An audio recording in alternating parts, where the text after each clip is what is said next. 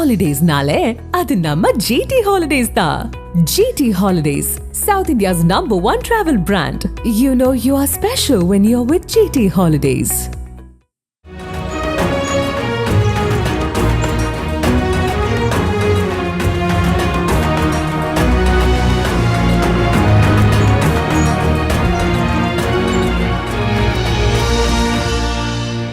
Kannada super ஸ்டாரான ராஜ்குமாரோட பல படங்கள் இணைஞ்சு பணியாற்றிருக்கீங்க நீங்கள். எப்படி அவங்களுக்கு அவருக்கும் அப்போ உறவு ஏற்பட்டது? அவர் ரொம்ப இன்வால்வ். அவர் ஃபஸ்ட்டு பிக்சர் ஆலு ஜேனுன்னுட்டு பிக்சர், அதுக்கும் ஜிகே வெங்கடேஷ் தான் மியூசிக்கு. எனக்கு ஃபஸ்ட்டு தெரியாது கதை. அவர் பாலகர் பத்மராஜ் ஒரு கதை நான் எழுதி, அவர் வந்து டைரக்டர் மியூசிக் கம்போசிங் நடக்குது. அவர் வந்து உட்கார்ந்தார் மியூசிக் கம்போஸ், நான் உட்காந்தேன். ராஜ்குமார் பெரியவர். ஸோ எது டியூன் நான் ஜென்ரலாக நினச்சேன் ராஜ்குமார் அவரே எல்லா டியூனும் எல்லாம் இது ஓகே நல்லா இருக்கு, இது இல்லை அவரே பாடுவார் நல்லா இருக்குன்னு சொல்லுறது. 1 2 3 4 டியூன்ஸ் போயிட்டு இருக்கு, டிஃப்ரெண்ட் டியூன்ஸ். அவரு சும்மா பார்த்தேன், நானும் வந்தேன் எது டியூன்ஸ் நான் அவர் பாட்டேன். என்ன சார் எந்த டியூன்? ஐயோ எனக்கு தெரியாது, நீங்க ஓகே, நீங்க எது ஓகே பண்றோ நான் வெயிட்டிங். எதுக்குனாக்கா அது ஓகே பண்ணது நான் இங்க பிராக்டிஸ் பண்ணணும். இது டைரக்டா டியூன் எடுத்து அப்போ சொன்னாக்கா அது கரெக்டா வராது. டியூனு பாடுறதுக்கு மெக்கானிக்கல் இருக்கிறோம். கம்போசிங் அப்போ உட்கார்ந்தா அந்த டியூன் பிளட்ல ஏறும் கம்ப்ளீட்ல. ஸோ நான் ஓன் பண்ணுகிற டியூன் அது கம்போசர் இருந்தாக்கா ஓன் பண்றது பர்ஃபெக்டா இருக்கும். டைரக்டா அப்புறம் ரெக்கார்டிங் அப்போ என்ன டியூன் இருந்தாங்க அது எதையே பேக் பாடுவாரு, அது எனக்கு தெரியாது. எனக்கு வரும், எனக்கு டியூன் எல்லாம் செலக்ட் பண்றது அது நீங்க தான். நீங்க செலக்ட் பண்ணுங்க, இது செலக்ட் பண்ணாக்க நான் வந்து நீங்க போயிடுங்க, நான் ப்ராக்டிஸ் பண்ணிருக்கேன் சொன்னேன். ஓ அங்கிருந்து அது ஒண்ணுதான், இது எப்படி ரெடி கேட்டிருக்கு. அதுக்கு கம்ப்ளீட்டா அவருக்கு ஒரு கேரக்டர் அவருக்கு உள்ளே போகணும். உள்ளே போனாக்கா சார் எனக்கு என்னக்கும் அந்த கேரக்டர் புரிய மாட்டேன்றது. புரிஞ்சாக்கா அவ்வளவுதான். அது அவரை படம் பெக்யூலர், அவர் படம் அவர் எப்போ பார்க்க மாட்டாங்க ரிலீஸ் ஆன, அவ்வளவுதான். அவர் எப்போ அந்த டப்பிங் அப்போ பாக்குறாரு அவ்வளவுதான். அப்புறம் எப்போ அவரை பத்தி எப்போ பார்க்கல. ஒரே ஒரு படம் பார்த்தாரா, அது ராகவேந்திர சுவாமி மகிமை. ராகவேந்திர சுவாமி அவரே பார்த்தாரா, அவர் பார்த்துட்டு அங்கேயே பார்த்து அந்த ஆக்டிங் எல்லாம் பார்க்கல, அந்த ராகவேந்திர சுவாமி அவரை பார்த்துட்டு கடைசியில கூப்பிட்டு போட்டுட்டு அப்படி பார்த்தாரு. ஒரே ஒரு படம் அவர் பார்த்து சொன்னார். அது ரொம்ப சிங்கர், பக்தி சாங்ஸ் நிறைய இருக்கு, டிஃபரெண்ட். ஒரு மிகப்பெரிய சூப்பர் ஸ்டாராக இருந்தாலும் ரொம்ப எளிமையான மனிதர் இல்லையா அவரு? ரொம்ப எப்படின்னாக்கா ஒரு அவுட்டோருக்கெல்லாம் போவோம், அங்கே இங்கே இவர் வேறு அவரு வேறு லஞ்சுக்கு வேறு சீட்டிங் இல்லை. ஒரு ஜம்கா அப்படியே கார் போட்டுட்டு எல்லாம் அங்கே கீழே அவரு light boys, cameraman, assistant, director, artist எல்லாரும் கீழே தான். அப்படியெல்லாம் நாங்கள் எல்லாம் அப்படிதான் பண்ணோம். அவர் பிக்சர்ஸ் எல்லாம் அப்படிதான் சிம்பிள். அவ்வளோ ரொம்ப வெரி சிம்பிள் பர்சன். அவருக்கு அதாவது அவருக்கு நிறைய பாலிடிக்ஸ், அவருக்கு பாலிட்டிக்ஸ் பயம். அவர் யாரும் குடிச்சாக்க எங்கேயோ போய் அவர் எங்கேயோ ஒரு ஹைடிங் சமயம் ராணிப்பேட் கிட்ட வெளியே வந்தார். அப்படி ஒரு நடிகர் என்பதை தாண்டி நீங்கள் அவர் ரொம்ப குடும்ப நண்பர் இல்லையா? ரொம்ப. ஏன்னாக்கா அவரு ஜென்ரலா அவர் சர்க்கிள் எல்லாரும் ஃபேமிலி ஃப்ரெண்ட்ஸ் தான் ஜென்ரலா.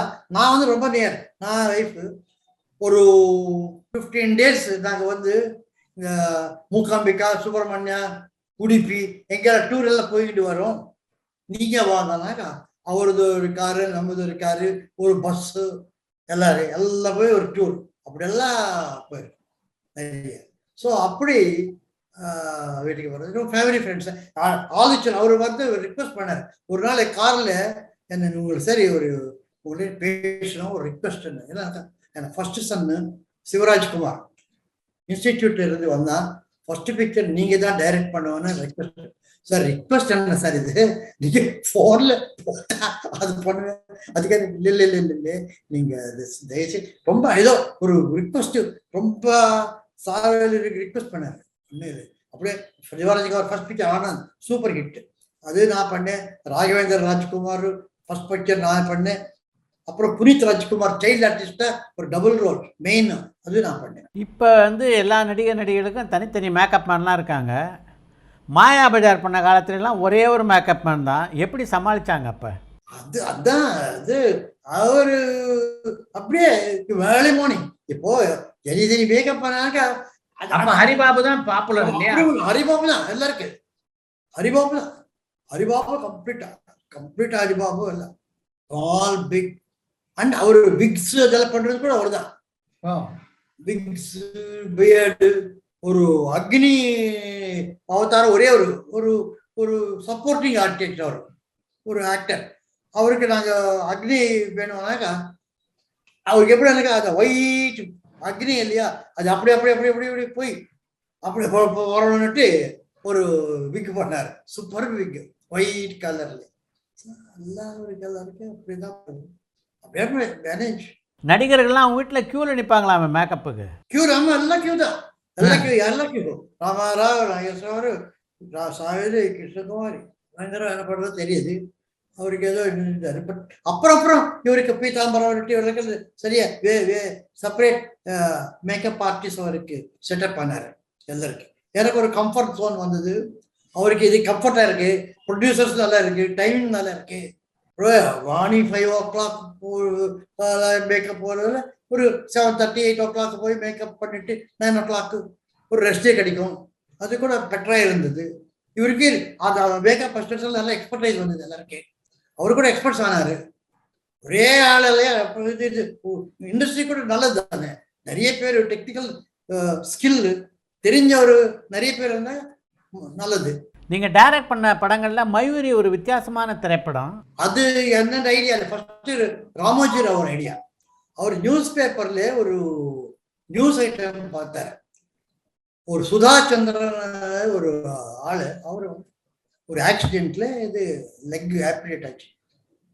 ஒரு ஜெய்ப்பூர் போய் ஃபால்ஸ் ஃபுட் ஒரு வச்சுட்டு கடைசியில ஒரு டான்ஸ் பர்ஃபார்மன்ஸ் கொடுத்தாரு. உடனே நியூஸ். இது ஒரு டிராமட்டிக் மேட்டருக்கு ரொம்ப நல்லா இருக்குன்னு அவருக்கு ஒரு ஐடியா. அது அவரு தான் ஐடியா, கிரெடிட் எல்லாம் அவரு தான். இது பிக்சரா ஸ்கிரீன் பிளே பண்ணி யாரு பண்ணுவாருக்கா, அது அவரு என்ன கூப்பிட்டாரு. அது என்ன நைஸ் ஆகும். சூப்பர். திங்கீட்டம் ஸ்ரீனிவாசராக இது கேரக்டர் பண்ணுவாரு. நான் ஒரு கணேஷ் பாத்திரோட்டு அவரோட நான் வந்து கணேஷ் பாத்திரம் நிறைய பாலச்சந்தர் பிக்சர்ஸ்க்கெல்லாம் நிறைய ஸ்கிரீன் பிளே பண்ணார். அவரு நான் உட்காந்து ஒரு ஸ்கிரீன் பிளே பண்ணி அப்புறம் ஃபர்ஸ்ட் யாரோ கம்ப்ளீட்டா வேறே ஒரு ஆர்டிஸ்ட் வந்துட்டு கடைசியில ஒரு ஆல்ரெடி எஸ்டாப்ளிஷ் ஹீரோயின் வச்சுட்டு க்ளோஸ்அப்ஸ் இந்த லெக் மாத்திரம் அது அம்மாதி ஜெய்ப்பூர் ஃபுட் மாத்திரம் எடுத்து பண்ணலான்னு நினைச்சோம். அப்புறம் நான் வந்து ஒரு ஐடியா கொடுத்தேன். Sir, first of all Sudha Chandran அவர் மீட் பண்ணலாம், அவர் லைஃப்ல என்னென்ன நடந்ததை பார்க்கலாம்.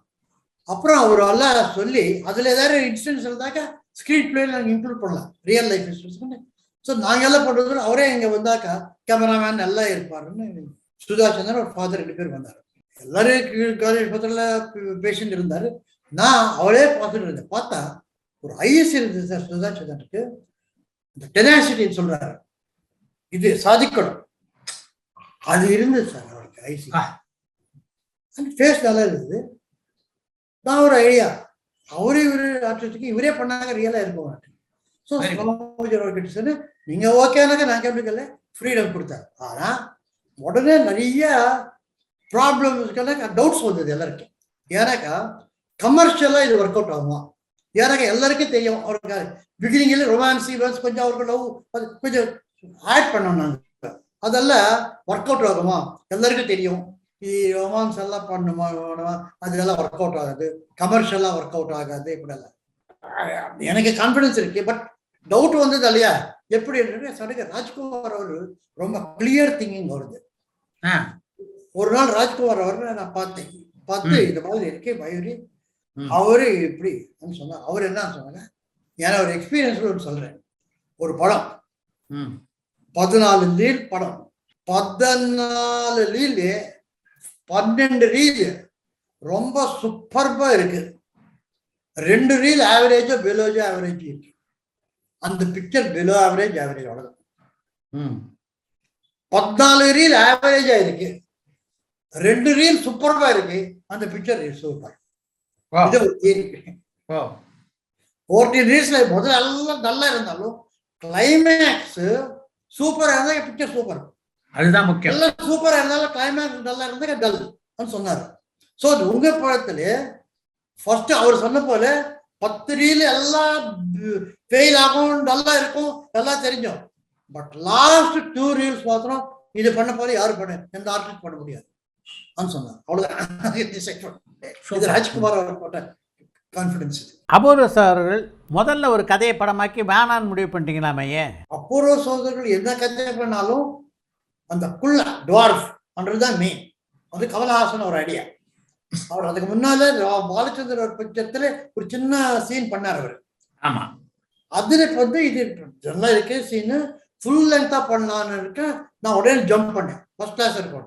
அது எல்லாம் பண்ணோம், நாங்கள் ட்ரை பண்ணலாம்னு சொல்லிட்டு ஒரு கதை வந்தது.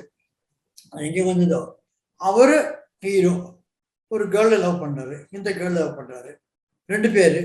இந்த கேர்ள் யாரோ கல்யாணம் பண்ணிட்டு அவரு போறாரு, இந்த கேர்ள் இப்படி போறாரு, இவரு கேரவல போறாரு. இது கதை. ஷூட்டிங் ஓப்பனிங் கூட ஆச்சு. நான் எது புரியாத ஐடியா வந்து எனக்கு வந்து இது கமலஹாசன் ஒரு hero, glamour hero, super hero. அந்த எல்லாரும் எந்த கேர்ள்ஸ் எல்லாரும் அவரை கல்யாணம் பண்ணுங்க, இவரை விட்டுட்டு யாரோ கல்யாணம் பண்ண, இது என்ன கதை டவுட் வந்தது. கமலா கிரெடிட் கமலா, அவர் தான் ப்ரொடியூசர். ஒரு ப்ரொடியூசருக்கு இது ஆல்ரெடி ஷூட் பண்ணது அப்படி சொல்லிட்டு வேறே பண்ணலான்றது ரொம்ப டிஃபிகல்ட் டிசிஷன். அந்த ஷூட் பண்ணீங்க ஒரு 5 or 6 days ஷூட் பண்ணோம், 5-6 நாள் பிக்ஸ் வச்சோம், எடுத்துட்டோம். அப்புறம் என்ன ஓகே தான். அப்போ பஞ்சு அருணாச்சலம் அவரு ரொம்ப கிளியர் மைண்ட். அவர் வந்தார், அவரு கேட்டாரு, அது பண்ணி அவனுக்கு 1 day 2 days டைம் கொடுங்கன்னு சொன்னாங்க. இது குள்ளா சூப்பர், அவதான் ஹீரோ. ஆனா அவர் ஒண்ணு இல்லாத இருக்காருன்னு சொல்லுங்க. அவர் ஒரு வெஞ்சன்ஸ் ஸ்டோரி பண்ணாக்கா அதுக்கு டபுள் ரோல். கமலஹாசனுக்கு எக்ஸ்பெக்ட் பண்ண வேண்டிய டான்ஸ் சீன்ஸ் எல்லாம் ஒரு ரோலு, இவருக்கு வந்து ரோல் போட்டு டபுள் ரோல் பண்ணிட்டு ஒரு ஃபாதர் ஒரு சின்ன லைட் பண்ணாரு. அதில் அனந்த் இருந்தாரு, நாங்க கமலஹாசன் சரி டெவலப் கிரேசி மோகன் ஸ்டார்ட் பண்ணாரு, எல்லாம் பண்ணோம். Father role first Prem Nazir பண்ணோம், original Prem Nazir health father role, Kamalahasan எடுத்த பிரேம் நசீருக்கு அப்புறம் ஹெல்த் ஒரு போய் மீட் பண்ண ஒரு ப்ராப்ளம் இருந்தது. அப்புறம் கமலஹாசனே அவரே father role also he play. So 3 roles ஆச்சு கமலஹாசன் கம்ப்ளீட்டாக. ஸோ இது அப்புறம் நான் கிரேசி மோகன் நான் ஒன்று டைரக்ட் சொன்னேன், இந்த குள்ள கேரக்டர் அது ஹிட் கேரக்டர், அவர் என்ன பண்ணாலும் கிளாப்ஸ் அடிப்பாரு. இது அந்த கேரக்டர், இதே கேரக்டர் இருக்கு, நார்மல் கேரக்டர், அது டோட்டலா டல் ஆகிற வாய்ப்பு இருக்கு. Correct. This is what happened in Kalyan Raman. Kalyan ராமன்ல டோட்டலா பிரில்லியன்ட் கேரக்டர், இன்னொரு கேரக்டர் யாருக்கே தெரியாது, அப்படியே போச்சு. கல்யாணம் மறுபடியும் வந்து கோஸ்தா வந்தாதான் போச்சு. ஸோ நான் என்ன சொன்னேன், அது மேல கான்சன்ட்ரேஷன் ஆட்டோமேட்டிக்கா வரும். கான்சன்ட்ரேஷன் இந்த நார்மல் கேரக்டர் வேற போயிருக்கு. இந்த நார்மல் கேரக்டர் ரொம்ப பிரைட்டா பண்ணணும், ஈக்குவலா பண்ணணும்.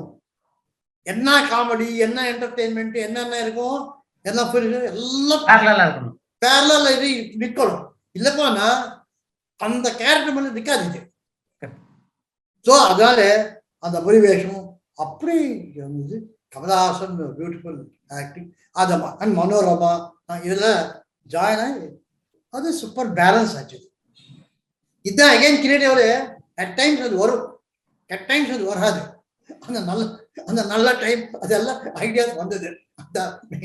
அபூர்வ சகோதரர்கள் படத்தில் நாகேஷ் வில்லனாக போடலாம் அப்படின்ற எண்ணம் எங்கே உங்களுக்கு பிறந்தது? One of the greatest geniuses sir Nagesh, genius. அவருக்கு வேர்ல்டு ஆக்டர்ஸ் காமெடியன்ஸ்ல என்ன என் மகளிர் மட்டும் போல அவரு டெட் பாடியா நடிச்சாரு. அதோட அது ஸ்ட்ரேஞ்சஸ்ட் இங்கே வில்லன் எல்லாம் எப்படி ப்ரொஜெக்ட் பண்ணுவார், இது நாட் பாசிபிள். அவ்வளோ காமெடி இமேஜ் இருக்கிற ஒரு ஆள் இப்படி ஒரு டோட்டல் ஹார்ஷ் வில்லன் அது அது ப்ரொஜெக்ட் பண்ணாரு. அங்கெல்லாம் டைரக்ட் பண்றோம், ஸ்கிரிப்ட் எழுதுறோம், எல்லாம் பண்ணணும். அங்க ஆளு பண்ணணும், பண்ணாக்க தானே இதெல்லாம் கேமரா கேப்சர் பண்ணணும். அதுதான் கிரெடிட் முதல்ல இருந்து இப்போ கூட. ஏன்னாங்க ஃபார்முலா ஒரு அம்பரீஷ் பூரி ஒரு இது ஒரு வேலைன்றக்கா அதுக்கு சான்சஸ் ஆஃப் சக்சஸ் ஓன்லி 20%, 80%. யூஸ்வலா இருந்தாக்க கதையை இப்போ எடுத்தா யூஸ்வலா இருந்தா டிஃப்ரெண்டா இருந்தாக்கா 50-50. 100% எப்போ கிடையாது. அது 20-80, அது ஃபெயிலியர் 80, இது ஃபெயிலியர் 50 தான். டிஃப்ரெண்டா இருந்தாக்கா. ஸோ ஒரு ரெகுலர் அம்ரீஷ் பூரி போட்டு இருந்தாக்கா அது ஃபெயிலியர் சான்ஸ் ஜாஸ்தி. ஒரு டிஃப்ரெண்டா ட்ரை பண்ண ஃபெயில் ஆகலாம், பட் சக்சஸ் சான்ஸ் ஜாஸ்தி. எப்போ எனிதிங் டிஃபரெண்ட். ஏன்னா 150 rupees டிக்கெட் பார்க்குறோம், அதே இருக்கு, அதே 10 பாட்டு, அதே ஃபைட்டு, அதே சுமோசால மேலே போகிறது, அதே அதுக்கு டிஷன்னாக்க ஏன் போகணும்? 150 rupees பே பண்ணி ஏன் தியேட்டருக்கு போகணும்? ஏதோ ஒரு டிஃபரன்ஸ் இருக்கு. அங்கே இதில் இருக்கு, அதில் இல்லை, இதில் இருக்கு. நான் காமிக்கணும், காமிச்சாதான் வரும். இல்லை ஏன் வரணும்? நமக்கு என்ன ரைட் இருக்கு அவர் வான்னு சொல்றதுக்கு. நீங்கள் கமல்ஹாசனுக்காக பண்ண படத்தில் இன்னொரு வித்தியாசமான படம் மகளிர் மட்டும். எல்லாம் எல்லாம் எல்லாம் ஒரே மகள மட்டும் இல்லை, மகளிர் மட்டும். அது 95 மகளிர் மட்டும். அது கமல்ஹாசன் அவர் வித்தவுட் ஆக்டிங் கடைசியில் ஒரே சீன்ல வருவார். அது டோட்டலுக்கா அது 3 கேர்ள்ஸு ஒரு ஃப்ரெண்ட்ஸு. அது ஒரு டிலைட்ஃபுல் இன்வால்மெண்ட். அது ரொம்ப நல்ல படம், எனக்கு ரொம்ப பிடிச்ச படம். அது இந்த புஷ்பக் விமானம் ஐடியா எப்படி வந்தது உங்களுக்கு? ராஜபார்வை பண்ணப்பவே அந்த ஐடியா இருந்தது. வித்தவுட் டைலாக் ஒரு லைன் அப்படி இல்லை, கம்ப்ளீட் ஆகி. அது கமல்ஹாசன் கிட்ட அவரு அனந்து ரொம்ப என்ன சொன்னாரு. பட் அப்போ அந்த ப்ரொடக்ஷன் பண்ணல. அப்புறம் நிறைய இப்போ கதையை டெவலப் பண்ணி வச்சேன். கமல்ஹாசன் அவரு நல்லா இருக்கு சொல்றாரு. பட் நான் கேட்க ப்ரொடியூஸ் பண்ணிருக்கலாம், எதுக்கு பண்ண தெரியும். எல்வி பிரசாத் நிறைய பேருக்கு நிறைய ஆளுக்கிட்ட சொன்னேன் கதை. பட் தெரியும் இல்லையா என்னமோ. ஆனா ஒரு நாள் சிங்கார் நாகராஜன் ஒரு ஆளு, அவருக்கு பிக்சர்ஸ் எக்ஸ்பீரியன்ஸே கிடையாது, எப்போ ப்ரொடியூஸ் பண்ணல, அவர் ஏதாவது ஃபாரின் டூர்ஸ் பண்ணிருக்காரு. அவருக்கு சொன்னேன், அவரோட நான் பிக்சர் ப்ரொடியூஸ் பண்றேன்னு சொன்னார். நான் டவுட் பண்ணேன் இவர் என்ன பண்றது. பட் கடைசியில அவர் எப்படி பண்ணாரோ அந்த மாதிரி ஒரு ப்ரொடியூசர் எனக்கு இன்னொரு ப்ரொடியூசர் பண்ணிருக்க மாட்டான்ற லெவல்ல பண்ணார் சிங்காராய். அது ஒன்னே பிக்சர் பண்ணாரு. அப்புறம் அவர் ராஜ்குமார் அவர் சம்பந்தம் ஆனார். அவர் சன் ஹீரோ, அவர் டாக்டர் கொடுத்தாரு. அப்புறம் இல்லை அவரு. பட் புஷ்பக் ப்ரொடியூஸ் பண்றதுக்கு தான் அவர் இங்கே பிறந்தாரான்னு ஒரு டவுட் வருது எனக்கு. அப்படி யாரு நான் முதல்ல கேவரேட் சொன்னாரே ஒரு நடக்கும்னு, உங்களுக்கு அது நடக்காது, எது நடக்காதுன்னு சொல்லி அது நடக்கும். அது புஷ்பக்கம் நடக்குது. இங்க நடக்கும், அங்க நடக்கும், நிறைய பேருக்கு அங்க நடக்கல. பட் சிங்கார் நகை நடக்காதுன்னு நினைச்சேன். புஷ்பக் பார்ட் 2 வரதுக்கு வாய்ப்பு இருக்கா? ஐயா ஒரு சார் அது கம்பேர். ஃபர்ஸ்ட் ஆஃப் ஆல் எனக்கு ஆயிப்போச்சு. இப்போ ஒரு மியூசிக்கல் பண்ணணும்னு இருக்கு, ஆப்போசிட் அது பண்ணக்கூடாது. புஷ்பக் ஆயிப்போச்சு. மறுபடியும் என்ன அது சீக்வல் அப்படியே வேண்டாம். பண்ணோம்னாக்கா டோட்டலி டிஃப்ரெண்ட். ஒரு டோட்டல் மியூசிக்கல் பண்ணிட்டு ஸ்கிரிப்டா ரெடியா இருக்கு, பார்த்துட்டு இருக்கிறேன். சிங்கார் நாகராஜ் போய் ஒருத்தர் வரணும் ப்ரொடியூஸ் பண்றதுக்கு. அப்படி கமல்ஹாசனோட இத்தனை படம் பணியாற்றி இருக்கீங்க, ரஜினிகாந்த் படத்தை இயக்கக்கூடிய வாய்ப்பு உங்களுக்கு வரலையா? அது என்னவோ அதான் இல்ல. ஒரு சார் விஜயா வாகினி ஸ்டுடியோஸ் இந்த பேனருக்கு ஒரு பண்ண வேண்டியதா இருந்தது. ஒரு பேசினார், அவர் ரொம்ப ஹாப்பியா இருந்தாரு. ஒரு ஃபோக்லர் அது எதுக்கோ அது இட்ஸ் நாட் டேக்கன் ஷேப். அப்ப ரஜினியை சந்திச்சு பேசுனீங்களா அதை பத்தி? ஆமா, அப்ப பேசினா பிறகு ரஜினிகாந்த் இல்ல அது எதுக்கோ இட் விட் நாட் டேக் அப். இதுக்காக ஏதோ தெரியல. ப்ரொடியூசர்ஸ் ஒரு பேசினாரு, அவரு நான் அவர்கிட்ட பேசினேன். எவ்வளோ ஆச்சு. தமிழ், தெலுங்கு, கன்னடம், மலையாளம், ஹிந்தின்னு பல லாங்குவேஜில் ஒர்க் பண்ணியிருக்கீங்க. எந்த லாங்குவேஜ் வந்து ரொம்ப கம்ஃபர்ட்டாக இருந்ததா ஃபீல் பண்ணுறீங்க உங்களுக்கு படம் பண்ணுறது? இல்லை எனக்கு என்ன எல்லா லாங்குவேஜ் ஏன்னாக்கா work language is not important thing. நான் பண்ணுற ஒர்க்கு தான் இம்பார்ட்டன்ட். ராஜ்குமார் அவர் பிக்சர் பண்ணாலும், பாலகிருஷ்ணன் தெலுங்கு பிக்சர் பண்ணாலும், கமல்ஹாசன் இது பண்ணாலும், மலையாளம் பிக்சரும் ஹிந்தி, நான் பண்ணுற ஒர்க்கு தான் இம்பார்ட்டன்ட். ஸோ அது எந்த லாங்குவேஜ் கொஸ்டின் அல்ல எனக்கு. Every thing is good. நான் அந்த ஹாப்பினஸ் நான் ஒர்க் பண்ண மாட்டேன். ஒரு இது மெக்கானிக்கலா ஒரு பிக்சர் இருக்கு, ஒரு நல்லா இருக்கு, ஒரு ரீமேக் இருக்கு, இது பண்றீங்களா அது சொன்னாங்க. ஒரு ப்ரொஃபஷனலா பண்ணலாம், ஒரு கெரியர். அது எனக்கு எப்பவும் பிடிக்கல. எதற்கு அது ஹாப்பியா இருக்கணும். லைஃப் தானே இது. ரெண்டு, ஒரு ப்ரொஃபஷன், ஒரு வீடு. வீட்டில் ஹாப்பியா இருக்கணும், ப்ரொஃபஷனல் ஹாப்பியா இருக்கணும். ரெண்டு அதுக்கு ஃபுல், அதுதான் இம்பார்ட்டன்ட். 60 இயர்ஸுக்கு மேலே சினிமாவில் இருக்கீங்க நீங்கள். ஆமாம். முதல்ல பார்த்த சினிமாவுக்கும் இப்போ உள்ள சினிமாவுக்கும் என்ன வித்தியாசம் இருக்கிறதா நினைக்கிறீங்க? இப்போ ஃபர்ஸ்ட் கிளாஸா இருக்கு. அப்போ அப்போ டிசிப்ளின் இதெல்லாம் இருக்கு. இப்போ இருக்கிற கிரியேட்டிவிட்டி என்ன பண்றாரு, மியூசிக்கு, ஒரு feeling, natural acting, scripting, short taking super sir. அப்போ இருக்கிற படம் எல்லாம் இது மாதிரி நான் பண்ணலாம், நான் பண்ணுவேன் ஒரு ஃபீலிங் வரும். இப்போ பிக்சர்ஸ் பார்த்தாக்கா இது நம்ம பண்ண முடியாது என்ற இது வரும். அப்படி கிடைக்கிறாங்க youngsters, especially fresh ideas, different thoughts, different type of film making. அவ்வளோ நல்லா இருக்கு. எனக்கு நான் நிறைய ஃப்ரெண்ட்ஸ் இதுக்கெல்லாம் டீனேஜர்ஸ் தான். இந்த ஃபேஸ்புக்கில் அங்கே பார்த்துட்டு இருப்பேன். அவர் எதாவது நல்லா எழுதுறதுக்கு அவருக்கு ஃபோன் நம்பர் கேட்டு ஃபோன் பண்ணுவேன்.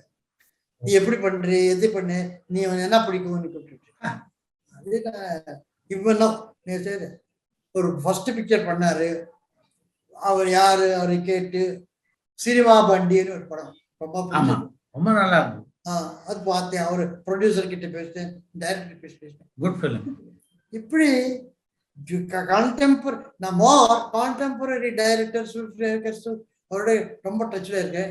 தமிழில் அது மாதிரி உங்களை கவர்ந்த படம் இது சினிமா வண்டி மாதிரி தமிழில் நீங்கள் சமீபத்தில் பார்த்ததுல? இப்போ நிறைய பிக்சர்ஸ் நான் வந்து மலையாளம்ல கிரேட் இண்டியன் கிச்சன் நிறைய இருக்கு. தமிழ் பிக்சர்ஸ் ஆல்சோ வெற்றிமாறன் ஒரு நிறைய பிக்சர்ஸ், பியூட்டிஃபுல் பிக்சர்ஸ். நீங்கள் தமிழில் ஒர்க் பண்ண ஸ்கிரிப்ட் ரைட்டர்ஸ் ஒரு பக்கம் பார்த்தீங்கன்னா அனந்த், இன்னொரு பக்கம் பஞ்சுவரநாதனும், இன்னொரு பக்கம் கிரேசி மோகன். பஞ்சுவரநாதனும் அவர் கத்தே ஐடியா சொல்றது எக்ஸ்ட்ரா எல்லாம் கிரேசி மோகன். கிரேசி மோகன் அது ஒரு டிஃப்ரெண்ட், அது ஒரு அப்படியே வருது. அந்த மாதிரி இன்னசென்ட் ஹியூமர் சொல்றேன். இது இதெல்லாம் ஹியூமர் எல்லாம் பஞ்சன்டா காமெண்ட் அவர் மேலே, இவர் மேலே, சொசைட்டி மேலே எல்லாம் ஒரு செட்டாயிர போல இருக்கும். கரெக்ட். கிரேசி மோகனுக்கு அப்படி ஒண்ணுமே, ஹாப்பியா யார் மேல ஒரு வெஞ்சன்ஸ், கோவம், சொசைட்டி ஒண்ணுமே இல்லை. அனந்து அவரு அது ஒரு கான்ட்ரிபியூஷனுக்கு இண்டஸ்ட்ரி தெரியாது. அவர் பண்ண கான்ட்ரிபியூஷன் இண்டஸ்ட்ரியில நம்ம பிக்சர்ஸ், என்ன பிக்சர்ஸ், அபூர்வ சோதரர்கள், ராஜபார்வை, அப்புறம் பாலச்சந்திர பிக்சர்ஸ் என்னென்ன பண்ணுறது எனக்கு தெரியாது. எனக்கு பிக்சர்ஸுக்கும் அவர் த்ரூ அவுட் ட்ரெமெண்டஸ் காம்படிட்டர். என்ன ஐடியாஸ் அவர் ஏதோ ஒரு பாலச்சந்திர பிக்சர் பிரான்ஸுக்கு போனாரா சொன்னாரு. எல்லாரும் ஐஃபல் டவர் இது பார்க்கறதுக்கு போனாக்கா இவர் எங்கே போகல. அங்கே பிரான்ஸ்ல என்னென்ன தியேட்டர்ஸுக்கும் பிரெஞ்சு பிக்சர்ஸ் அதெல்லாம் அடுத்து சைட் சீயிங் போல அவர் பிக்சர்ஸ் பிரெஞ்சு பிக்சர் பார்த்துட்டு இருக்காரு. அப்படியே அவர் பாடுது அந்த punch simple humour, very simple man. எல்லாம் கிரேட் பிக்சர்ஸ். எனக்கு I am blessed working with so many great people. K Balachander சந்திச்சு பேசியிருக்கீங்களான்னு? ஐயோ நானே நல்லா தெரியும் அவருக்கு. பாலச்சந்தர் எனக்கு ஃபர்ஸ்ட் ஒரிஜினல் திக்கட்ரா பார்வதி அப்போ அவர் வந்து பார்த்தாரு. பார்த்து தினத்தந்திலே ஒரு இது கொடுத்தாரு. அவர் இதுக்கு எங்கேயாவது சத்யச்சந்திரன் சொல்றாரு, இங்கே இருக்காரு பொது சிங்கிச்ச சொல்றாரு. அவர் நான் தேங்க் பண்ணேன். அவரும் நிறைய பின் பண்ணிக்கிட்டேன். அவரு நிறைய நல்ல பாம்பேக்கு நல்லா தெரியும், பேசுறது எல்லாத்துக்கும் குட் ஃப்ரெண்ட். அதெல்லாம் ஆனாலும் அவரு ஒரு எனக்கு இப்போ எனக்கு எப்படி அது பண்றாரு இல்லையே, ஒரு ஆளு இவர் டாப் ஸ்டார் ஆறாரு, டாப் ஆறாரு அன்னு அது எப்படி அவர் பிடிக்கிறாரோ எனக்கு தெரியாது. அது ஒரு ஜீனியஸ். இவர் ஆர்டினரியா இருக்காரு, இவர் சூப்பர் ஸ்டார் ஆறாரு, சூப்பர் மியூசிக் டைரக்டர், சூப்பர் ஆறாரு. அது எப்படி அவருக்கு தெரியும்? எனக்கு ஒன்னது அது அவர் கிட்ட சொல்ல, அது எப்படி கொஞ்சம் அந்த இது சீக்ரெட் சொல்ல கேட்டு சும்மா அப்படி இப்படி கை தட்டி என்ன சங்கீதம். உங்களுக்கு பிடிச்ச டைரக்டர்கள் யார் யாரை சொல்லுவீங்க? எனக்கு பிடிக்க டைரக்டர்னாக்கா எனக்கு குரு அப்படின்னு சொன்னா வி சாந்தாராம். அவர்தான். இப்போ வி சாந்தாராம் தான் ஆல் டைம் ஆல் வேர்ல்டு. அவரு இந்த கண்டிஷன்ஸ்ல இந்த இந்தியாவில இன்னோவேட்டிவா பப்ளிக் வியூல போயிட்டு கமர்ஷியலா public at same time everything okay innovative. ஏதோ ஒரு டிஃப்ரெண்டா முதல்ல இருந்து சைல்ட்ல இருந்து வி சாந்தாராம். அதுக்காக எனக்கு மகளிர் மட்டும் வி சாந்தாராம் அவார்டு வந்தது. அது நாங்க ரொம்ப பெருமையா சொல்லுகிறேன். வி சாந்தாராம். நீங்க செட்ல எப்படி கோவப்படுவீங்களா? ஜாலி தான், எல்லாம் ஜோக்ஸ் தான். ஏன்னாக்கா ஹாப்பியா பண்ண வேண்டிய ஒரு ஒர்க் இது. சும்மா கோபம் பண்ணாக்க அதெல்லாம் ஜாலி ஜோக்ஸ். பட் ஒர்க்ல 0.01% ஆல்சோ காம்ப்ரமைஸ் இருக்கக்கூடாது. Absolutely no compromise. ஜாலியாட்டு லூஸா விட்டு ஜோக்ஸ் ஒர்க் தான். ஒர்க்குனப்போ அப்போ பாருங்க அந்த டைட்டில் ஸ்மால் என்ன இப்படி பண்ண கரெக்டா இல்லை, அது வரும் நேச்சுரல். அது கோவம் இல்லை, அது கோவா வந்து யார் வேலை கோவம். ஒரு 2 hours சீக்கிரம் போய் நான் ஷூட்டிங் பண்ண மாட்டேன் பேக்கப்பு அந்த லெவல் அல்ல. ஒரு அப்பப்போ சரியா அது ஒர்க்குக்கு தான் கரெக்டாக வரலன்ட்டு. அது பர்ஃபெக்ஷனுக்காக நான் வில் ட்ரை ஃபார் பர்ஃபெக்ஷன். அது பர்ஃபெக்ஷனுக்கு ஒர்க்குது எல்லாம் கரெக்டாக பண்ணணும். பட் டியூரிங் ஒர்க் எல்லாம் கூட ப்ரெசென்ட்டாக ஜோக்ஸாக even wife family members also my servants also எல்லாம் ஜோக் தான் போயிட்டு இருக்கு. நாட் ஒன்லி ஒர்க் சினிமா செட்டுவே இல்லை, அவுட் சைட் ஆல்சோ. பரபரப்பான சினிமா செய்திகள், நட்சத்திரங்களின் பேட்டிகள், சினிமா வரலாறு ஆகியவற்றை பார்க்கவும் படிக்கவும் உங்களுக்கான இணையதளம் tourantalkies.co.